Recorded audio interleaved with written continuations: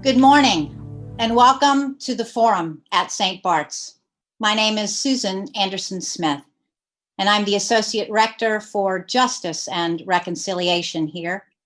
I am delighted to welcome you to this time with our guest, Malik Safir, who will be discussing the intersectionality of climate justice and racial justice, and how faith communities can make a difference. Good morning, Malik. Welcome.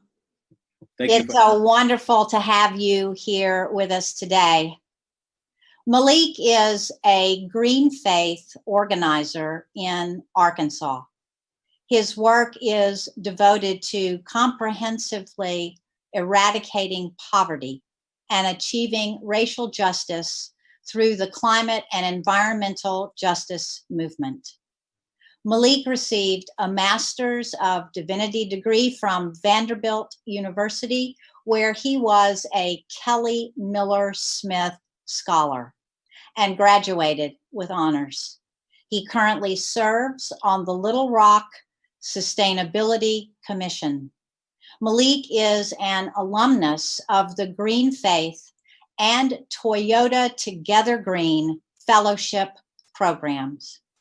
Malik, I can't thank you enough for your passion and your ministry and for being with us today to share these things. Please set the stage for us, connect the dots, and help us to see why and how faith communities are vital to achieving racial and environmental justice. Thank you for having me, and I'm always deeply honored. I feel that it's always a privilege to be able to share insights into how climate change is connected to environmental justice, and how we as people of faith can work together to help heal people who are on the front lines of climate change, and also heal the planet that is being seriously injured by human activities and behavior. And so I'm hopeful that this presentation will give us a way forward to deal with this in a comprehensive way, so that we will no longer be at threat as a people, and the planet will no longer be at threat as well. So I'm going to show you some visual images I think that would help this conversation. So I'm going to share my screen, and we'll go from there. So I'll share my screen now. All right. So this presentation is basically connecting environmental racism to climate change, and it is my hope that this will be an introduction to the environmental justice movement. So it's not intended to answer all the questions that everyone may have, but it's intended to just show where these concepts come from and how we can use these concepts to better organize ourselves as faith communities to respond to climate change. Right. So the first thing that I wanted to highlight is that environmental justice deals with what we call 6 spaces, living spaces, or living environments where people of color learn how to coexist with each other and also the planet. And so these 6 spaces have been called spaces where we live, spaces where we learn, spaces where we work, spaces where we heal, spaces where we play, and then also spaces where we pray. And these 6 spaces in the environmental justice movement make up the total community. And so what I wanted to do is introduce how these 6 spaces have played a significant role in understanding race and place matters. So I want to take us back to chattel slavery, the inception of racism as we know it in America, and bring us forward to where we are now in a post-Jim Crow era. Right.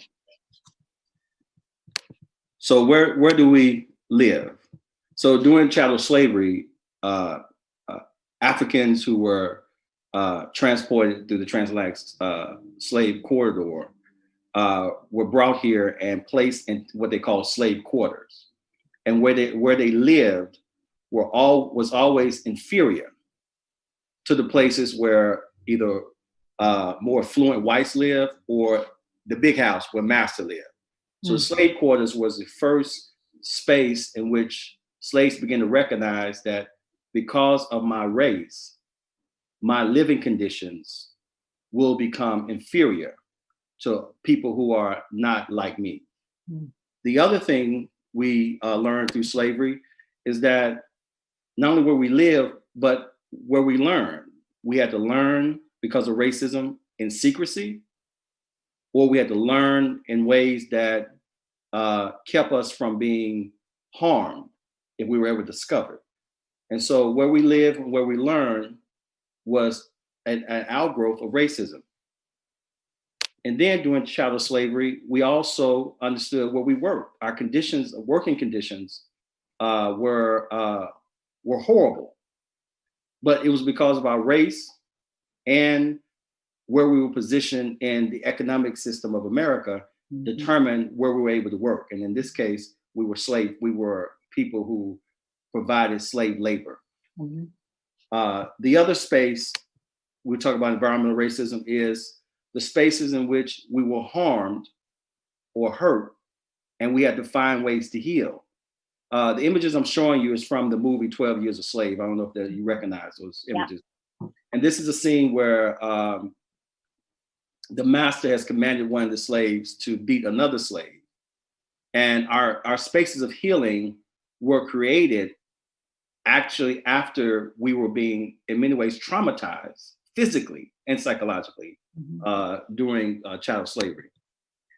And so this slave that was hurt, beaten, terrorized, had to find a way to escape. And we call that the spaces of play, where we find leisure, recreation to escape the horrors of slavery. And then in addition to that, we had to deal with spaces where we prayed. And we know that there's a lineage in African-American history where our faith was in many ways communicated to us by slave Bibles, preachers who came to support slavery as a God-ordained institution. Sometimes even the slave master taught. And in this, of course, in this photo, this is a picture of a slave master teaching the slaves and people on his plantation how they should live according to the Bible. And so these 6 environments that we saw during chattel slavery became now the same types of environments that was translated into Jim Crow America, or racially segregated communities after slavery. And so I want to show you some other images of how this type of environmental racism, that's what we're calling it, whatever environment in these 6 spaces that Black people found themselves in, those environments were created as a result of racism. Okay, so when we came out of slavery, we go back to where we live, where we learn, where we work, where we heal, where we play, and where we pray. We began to experience similar inferior conditions after slavery with public housing, segregated housing. This is a picture of segregated housing after slavery and during Jim Crow. This is a picture of where we learn. We learn still in inferior learning environments because of racial segregation. This is a picture of a segregated school. We also were limited in the type of jobs that we could find because of racism. So if you were Black, there were only certain jobs you were qualified for or could apply for. And so these are some porters. We remember there was a labor movement based on the Pullman porters that led them to strike and demand fair wages. And so this is a picture of some of those gentlemen. So where we worked was based on racism. Where we healed was based on racism, because when we came out of slavery, we still had to find healing spaces that were still not on the same level of many whites or more affluent Americans. And so this is a picture of a segregated doctor's office where this doctor, who of course was a Black physician serving a Black population, and this is where they had to come because they were limited in access to healthcare.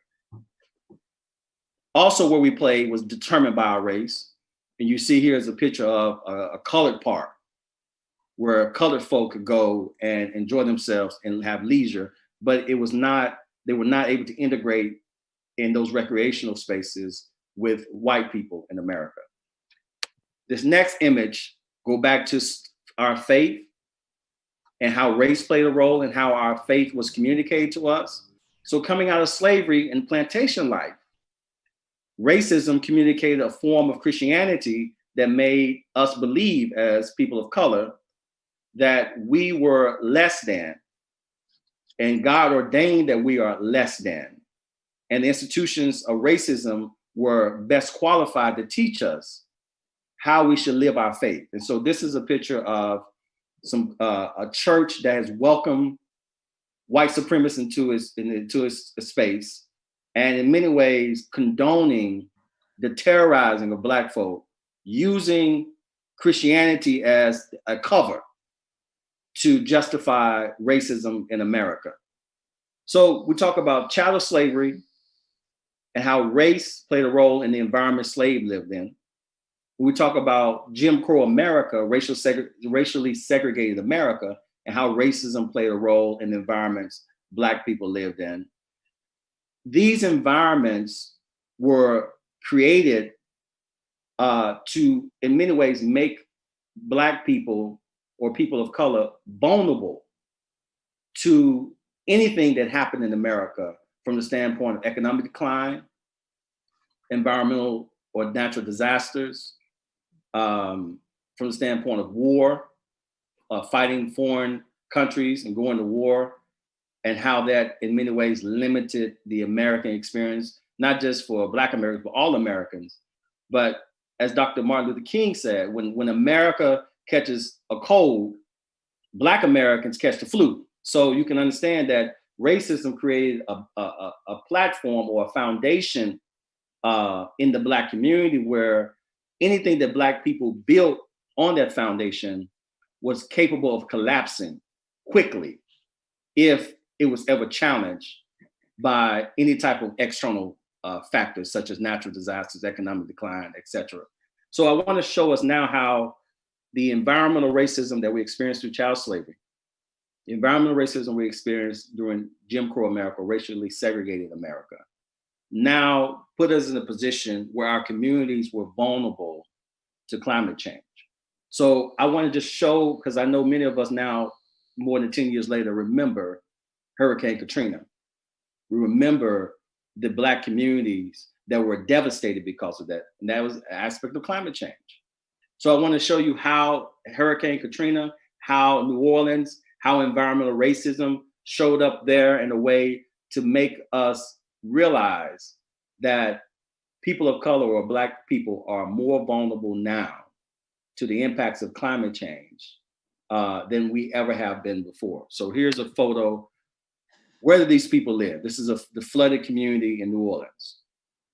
They lived in a racially segregated space that when the floods came and the levees broke, their communities were impacted, our communities were impacted in a more devastating way than most other communities. So this is an issue of environmental racism that we see has been a continuation throughout our history as people of color or Black people in America. What we learned, our schools were devastated, impacted by climate change. Where we work, we know that people of color, Black people, have to be a part of revitalizing their community, rebuilding their community. They have to be a part of cleaning up their communities. And those type of jobs, in many ways, very toxic jobs, in some respect, are challenging, but they have to be, those jobs have to be performed in order for the community to heal. And so, are Black people or people of color, do they have access to the proper training, certifications, the proper equipment to rebuild their communities after they're devastated? Do they have access to jobs that provide a living wage after their communities that are destroyed, where the economics of their community is rebuilt as well? So these are questions we have to ask ourselves when we talk about environmental racism and climate change. Then where we heal, how do we recover from the fact that our houses have been flooded or destroyed, our schools have been flooded or destroyed, the jobs that were once there are no longer there, and the jobs that are needed first are the jobs that rebuild our community? How are we making those jobs available? How are we responding to the need for those jobs? And then also our hospitals, our healthcare system becomes destroyed. And so how do we bring now infrastructure back in those communities to provide healthcare and healthcare access that was cut off because of natural disasters? And then the other thing we have to reconsider is, this is a photo of Six Flags in New Orleans, right? It's underwater, it's flooded. The places that we play, are also destroyed. They're also devastated, and we have to rebuild those spaces and make it safe again to play in those spaces again. And then lastly, our religious institutions, our faith communities are also destroyed, and we have to rebuild those things as well in order to move us forward to have communities that are no longer vulnerable, but are resilient during climate change at this time. And so I just wanted to kind of just give you a visual aid to kind of walk you all through the history of environmental racism, how it is connected to climate change, and then also how it is connected to our faith. So let's talk about the faith question. How does our faith play a role in helping us connect environmental justice to climate justice in a way that calls all of us in the faith community to respond effectively? And in order to answer that question, we must ask a follow-up question: what is our theology? If our theology is based on the theology that was created during chattel slavery, that was perpetuated during Jim Crow, and that's being sustained right now in a post-Jim Crow era, then that theology needs to be deconstructed, and a new theology needs to be born, a reconstructed theology based on liberation of all of God's people being seen as equal in God's eyes, as well as liberation of the planet from our own lack of stewardship of God's natural resources.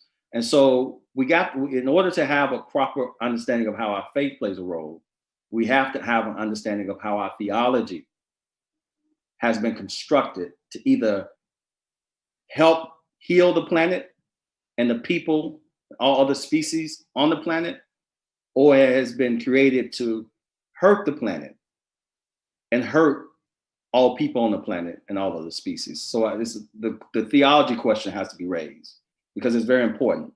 Mm-hmm. Then we have to go into a conversation about our practices.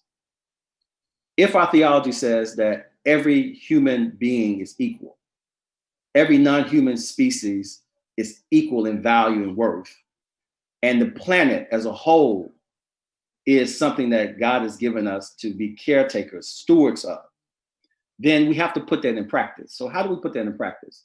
We have to go back to the spaces of oppression that were created out of racism and begin to work with people in those spaces to provide just solutions, just transitions, a just theology that says that we're not just thinking about you, we're showing you that we care. So let's talk about environmental justice. So environmental justice is basically saying, raising the question of, if you want to end racism, then now we have to go into where Black people live and help them raise the standard of their living, the quality of their lives in those communities, so that they will be on par with other Americans. We have to go into the spaces where they learn, the educational system, and make sure that those schools, those universities, those colleges are on par with other schools, universities, and colleges. We have to go in to those spaces where Black people work and make sure that those working conditions are on par.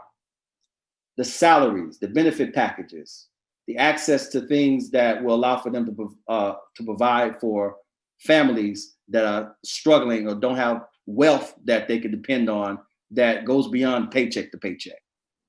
We have to go into spaces where Black people heal and make sure that we're not undermining the healing process, that Black people have learned through generations on how to care for themselves. That's not always depend on Western medicine. Some of our healing practices come from Africa. We have alternative healing practices, and how the racialized healthcare system have denied us a holistic way of healing, as well as access to the full and available resources that Western medicine can provide. Then we have to also think about going into the spaces where people of color, Black people, where we play, our recreational spaces. Do we have access to the parks? Do we have access to recreational green spaces that are on par with other Americans? And then lastly, if we really want to deal with racism in America, the church is one of the most segregated hours on Sunday morning, segregated spaces on Sunday morning.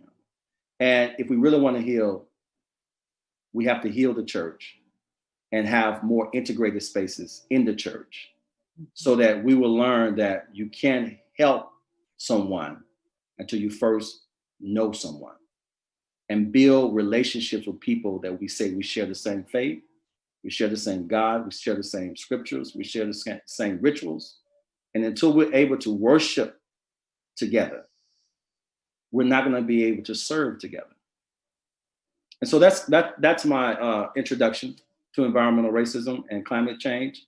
I'm going to stop sharing my screen now, and I'm open to any questions or feedback from anyone.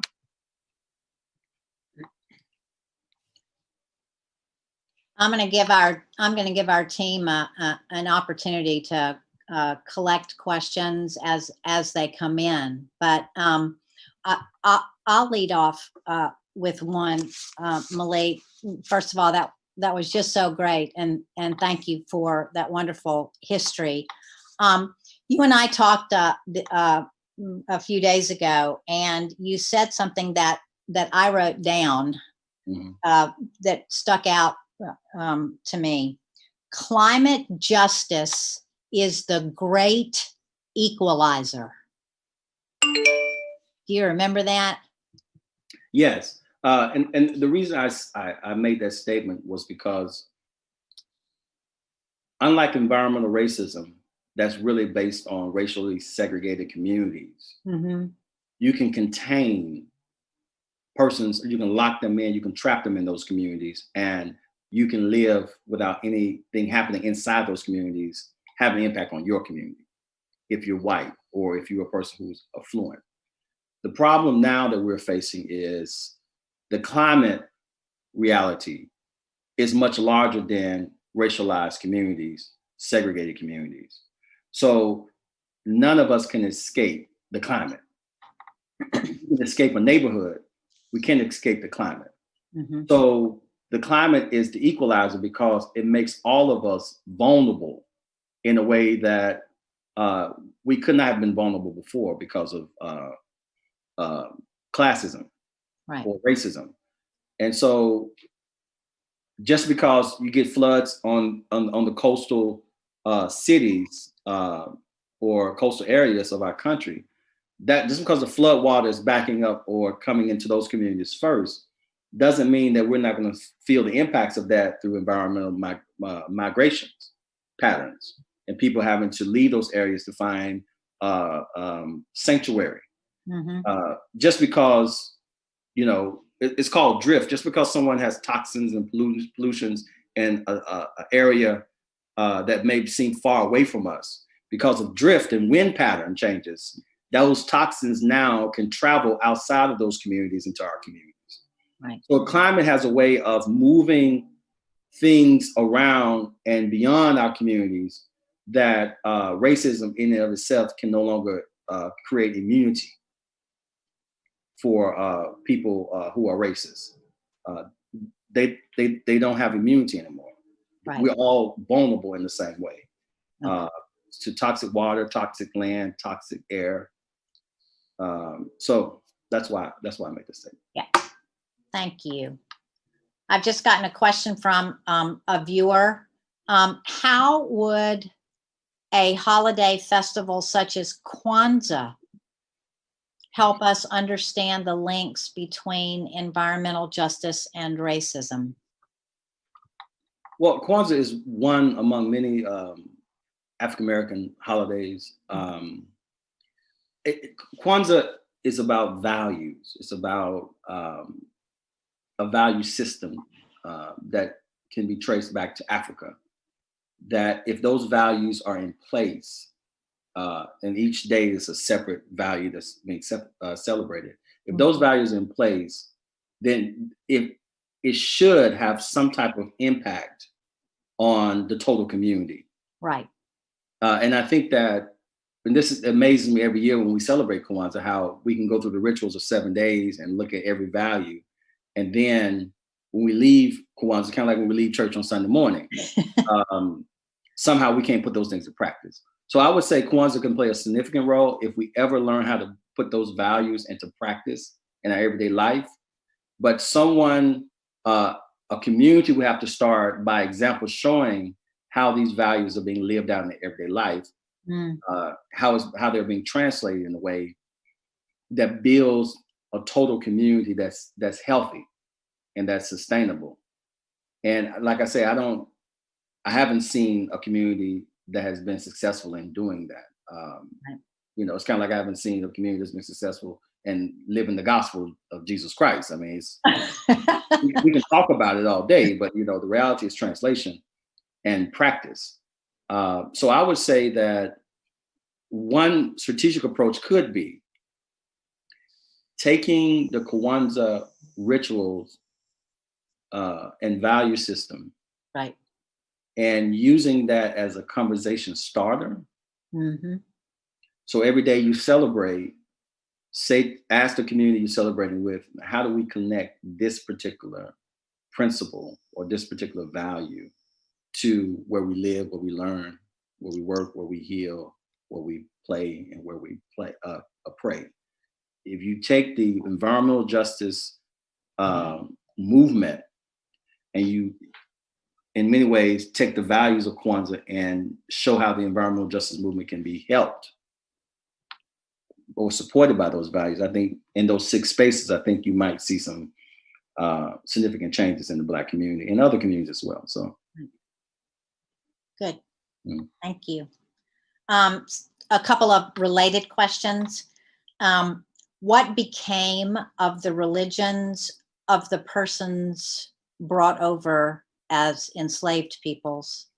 And when slavery ended, what factors prevented the former enslaved peoples from turning away from the Christianity that was emblematic of their former owners?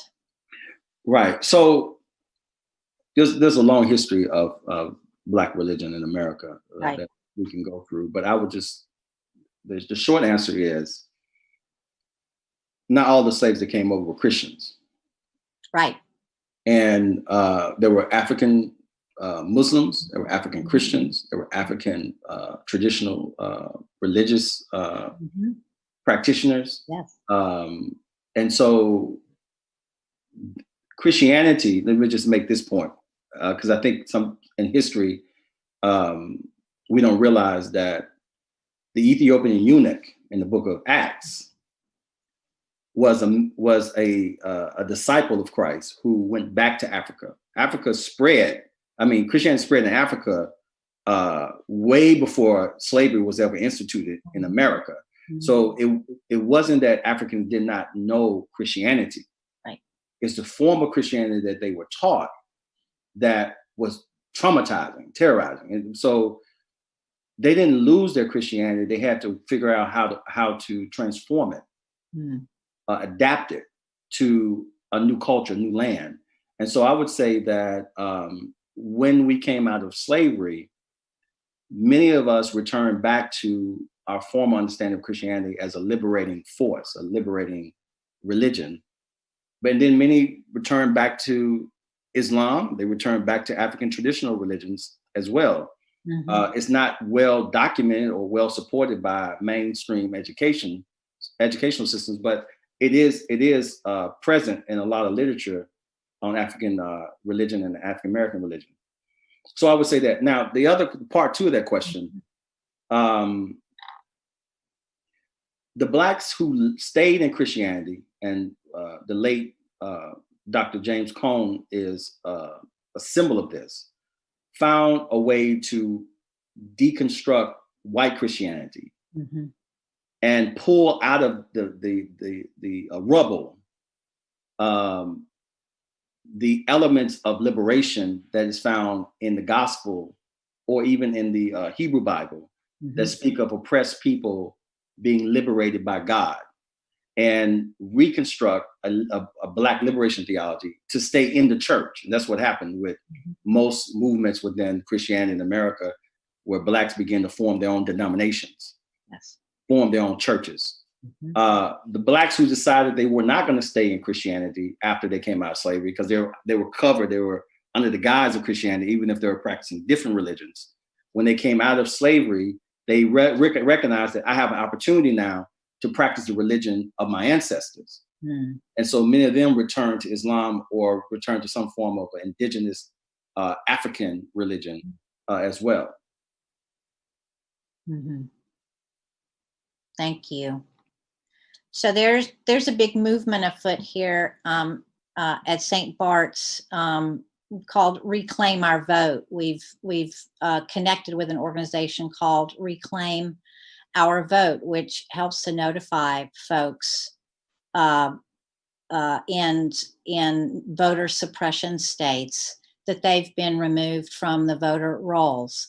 So this question comes from some participants, some very passionate participants in that program, wanting to know what the relationship of voter suppression is to these things, that as you are aware of it and can make sense of it. Well, so we have to go back to just follow the history of environmental racism. During chattel slavery, we were 3/5 of a human being. The 3/5 compromise gave voting power to white aristocrats in the South who counted their slaves to have the power to vote for things that represented their class or represented their interests. So slaves coming out of slavery understood the power of vote because they saw it in action while they were being enslaved. And so when the Black Reconstruction happened in the South, immediately African Americans began to try to become political. And voter suppression kind of was a part of keeping African Americans in their place, because they realized that once the African American, who outnumbers in many Southern states, the whites, began to exercise their vote, then that means that their interest now becomes priority. So voter suppression was happening around the time Blacks began to have the right to vote. And since then, we go into Jim Crow America, African Americans had to fight for the right to vote. And John Lewis, Representative John Lewis, life and legacy was built on this with the passage of the Voting Rights Act, to realize again that voting suppression was a historical reality in Black communities, from literacy tests to taxation to just outright refusal to allow you to vote when it was illegal to do that, to now where we're now in post-Jim Crow America, where these same tactics are being used. If you can deny access to a voting place,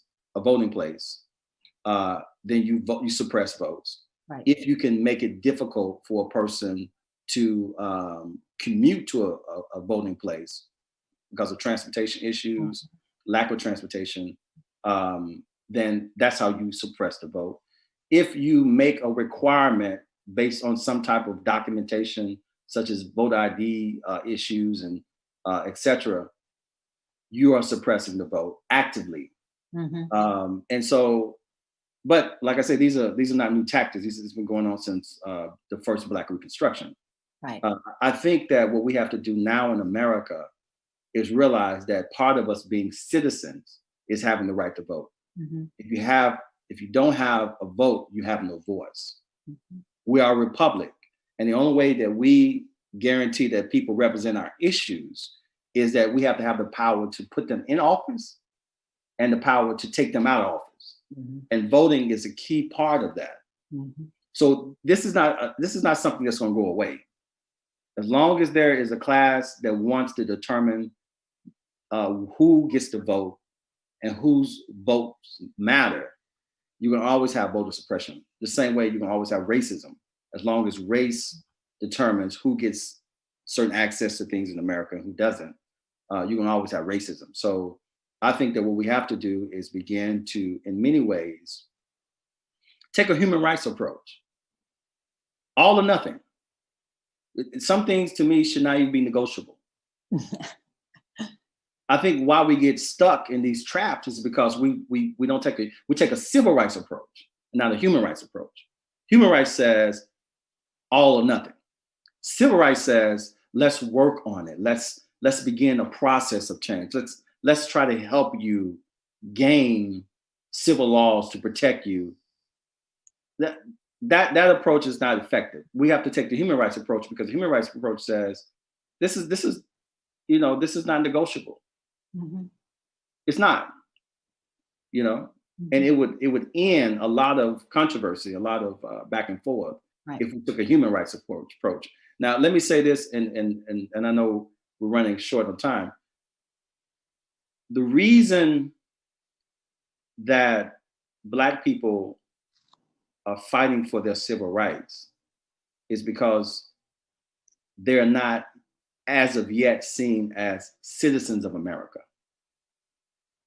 A citizen, fully empowered citizen, doesn't have to fight for citizenship and the rights and responsibilities that come with that. So if I'm fighting for my voting rights, if I'm fighting for my so-called civil rights, then that is an indication to me that I have not been recognized as a fully established citizen in this country. And so I think we need to be clear about that. If you're a citizen, you don't fight for civil rights. You already have them. Right. Thank you.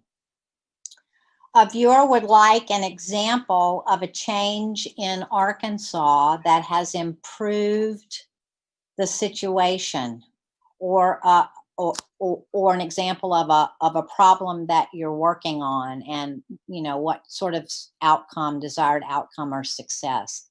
I think this is about, tell us a success story, or tell us a little bit about what you're working on that you see moving this movement in the direction that you want to see it go in.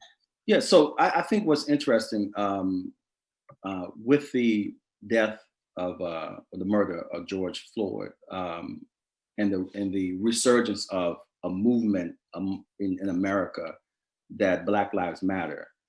In Arkansas, a lot of the faith communities came together and began to respond to racism, not just, nationally, but locally. And so recently, we had a rally.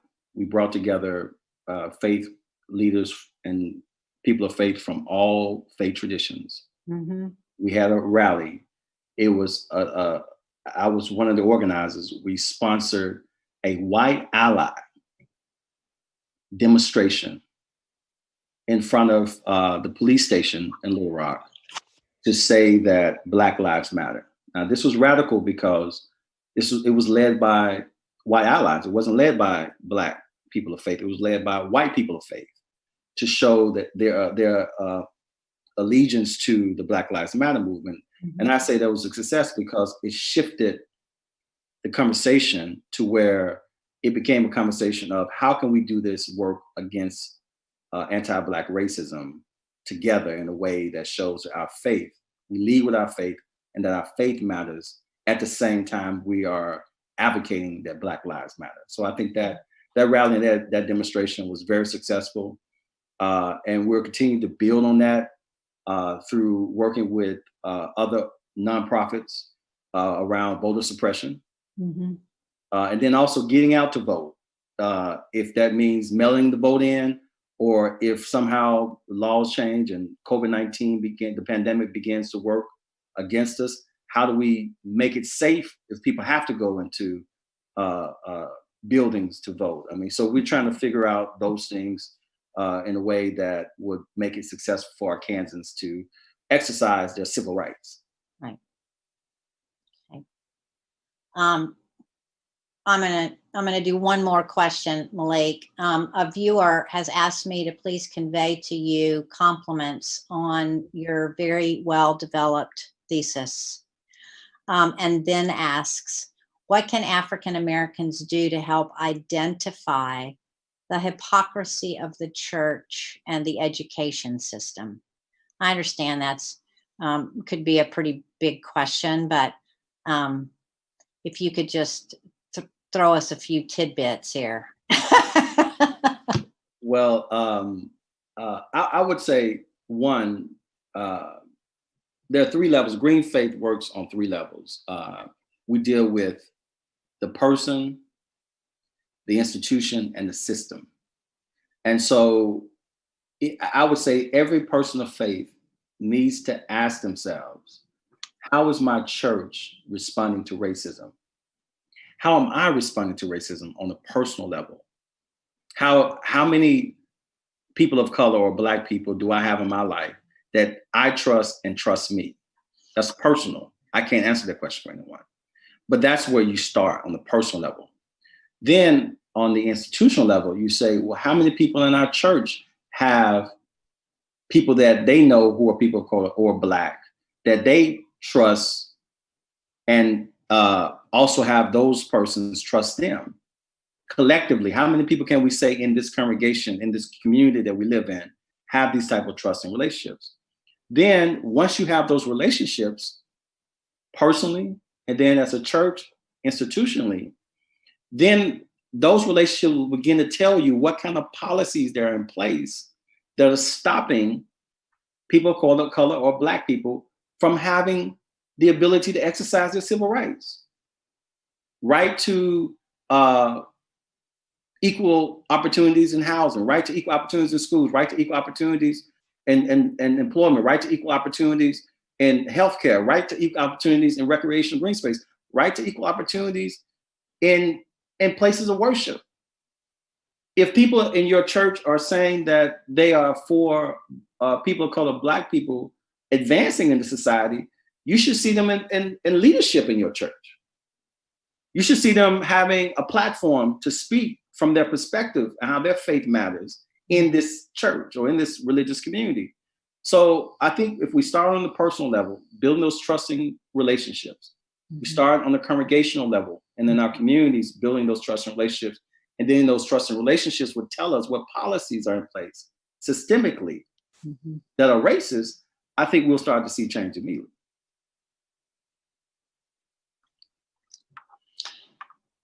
Malik, is there anything in closing that you would like to leave with us before we close this out? Anything that you feel like you didn't get a chance to say that's just really on your heart about climate justice and racial justice? I would say what W.B. Du Bois said a long time ago when he was alive. If we end racism in America, we will end all of the social injustices in America at the same time. America has built this whole culture on racism. And if we deal with that effectively, all the things that we say are problems in America we'll begin to see them resolve themselves. And so I'm thankful for this opportunity to show how racism has played a role in my community and African American experience. But we have a responsibility, people of color, Black people, and white people, to begin to work together to build the beloved community that we have preached, prophesied about throughout the civil rights movement. It's time to make that happen now. Mm. And personally, I look forward to working with you on that. Thank you so much. I appreciate it. I'm very grateful for your wisdom and your passion, and for your great work. And we will keep you in our prayers. And if there's anything that we can do, don't hesitate to reach out to us. Okay, I will. Thank you All so much. right. Thank you. God bless you. God bless you. Thank you. Thank you.